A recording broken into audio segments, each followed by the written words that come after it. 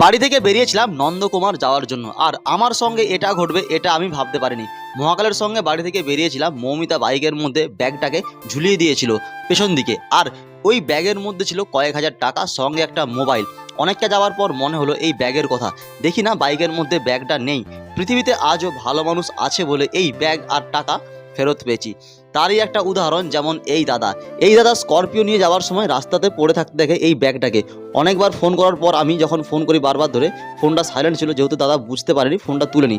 প্রায় আধ ঘন্টা পর ফোনটা তুলেছিল। ফোনটা তুলতেই বললো ব্যাগটা একদম ঠিক হাতেই পড়েছে, অন্য কেউ নিলে হয়তো পেতাম না। বাড়ি আসতে আমার রাত্রি হয়ে গেছে, তাই জন্য তার পরের দিন মানে আজকে দাদা নিজে আমার বাড়িতে এসে এই ব্যাগ দিয়েছে। ভেবেছিলাম কিছু টাকা দেবো, কিন্তু নিজের দিক থেকে ভাবলাম না, টাকা দেওয়া হয়তো ঠিক হবে না। তার জন্য দাদাকে একটু মিষ্টি একটা কেক কিনে দিলাম। জানি না এটা আবার ঠিক না ভুল, তোমাদের সামনে তুলে ধরার জন্য। কিন্তু হ্যাঁ, ভিডিওটা করার উদ্দেশ্য হচ্ছে যাতে কিছু মানুষ এটা দেখে শিক্ষা নেয়, যারা কিছু কুড়িয়ে পেলে মানুষকে ফেরত দেয় না। সেটাই কিন্তু এই দাদার উদাহরণ। আর এই দাদা কিন্তু একটা গাড়ি দেখতে পাচ্ছ, স্করপিও গাড়ি আছে, ফোন নাম্বার দিয়ে রাখছি, চাইলে তোমরা অবশ্যই এই দাদাকে বুক করতে পারো যে কোনো জায়গা ঘুরতে যাওয়ার জন্য বা বুক করার জন্য। আর অসংখ্য অসংখ্য ধন্যবাদ এই দাদা।